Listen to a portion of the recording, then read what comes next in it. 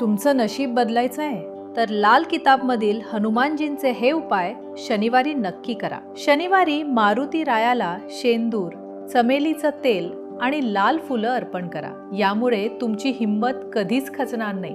भय वाटतंय, कामं अडतायत तर हनुमान चालीसा किंवा मारुती स्तोत्र वाचा। मंगळ दोष आणि संकटांपासून नक्की मुक्ती मिळेल।